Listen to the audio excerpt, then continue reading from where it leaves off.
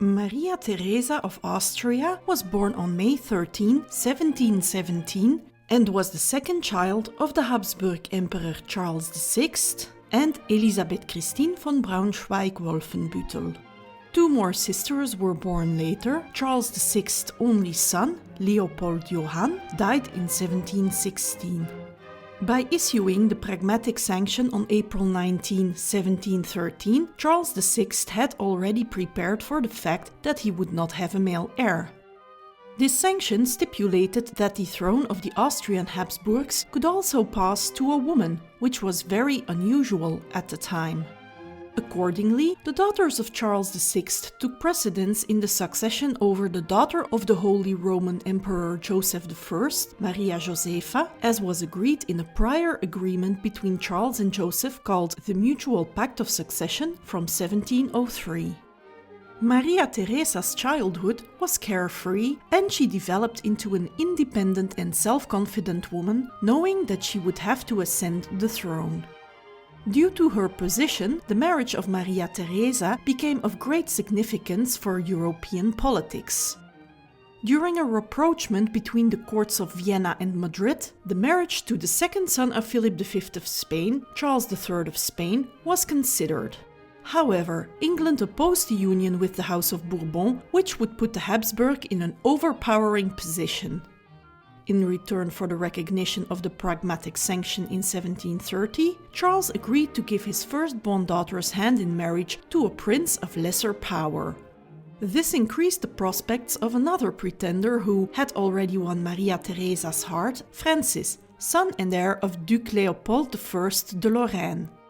However, after the unfortunate outcome of the War of the Polish Succession for Austria, and in accordance with the provisions of the peace treaty which ended this war, the young Duc de Lorraine had to agree to resign his throne in return for the hand of Maria Theresa. On February 12, 1736, Maria Theresa was married to Francis I, Duc de Lorraine, with whom she had 16 children. Maria Theresa's father had assumed that she would leave the rule of the country to her husband and had therefore taught her nothing about ruling a country.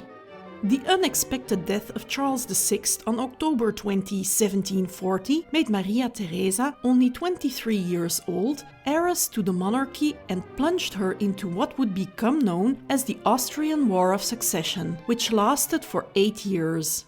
The young queen demonstrated an energy and determination which astonished the whole of Europe and preserved her paternal inheritance, with the exception of Silesia, which she handed over to Friedrich II of Prussia after signing the Treaty of Hubertusburg in 1763.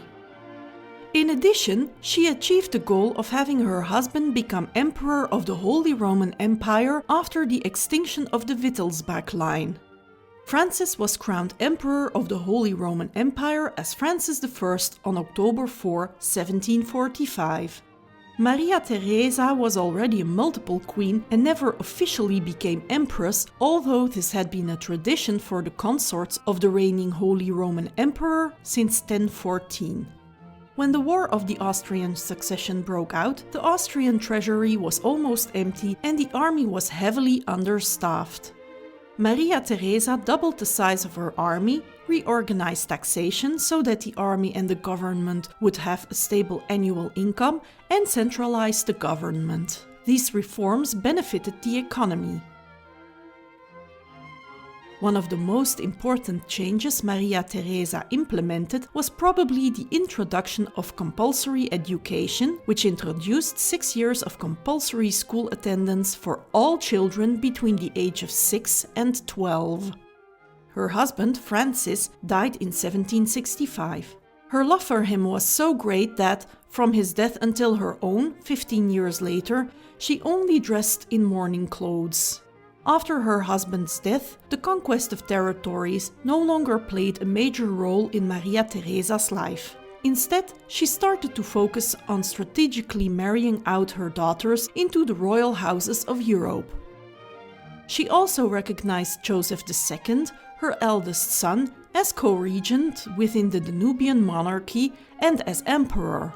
However, she only gave him limited power because she thought he was too arrogant and imprudent. In order to ensure her children to be attractive marriage partners, Maria Theresa ensured a strict education for them with subjects such as history, dance, theater, painting, spelling, mathematics, and foreign languages. The girls also had to be able to do handicrafts and were taught how to converse. Maria Theresa was convinced that influence could be exerted through family connections with major foreign powers. This was nothing new, especially for the Habsburgs. Because of her rivalry with Friedrich II of Prussia, her plans focused on the thrones of France, Spain, Parma, and the Kingdom of Naples-Sicily, which belonged to the House of Bourbon. The first marriage between a Habsburg and a Bourbon was between Archduke Joseph, the later Emperor Joseph II, and Isabella of Parma. Then Leopold, who was later to become Emperor Leopold II, married Marie-Louise de Bourbon.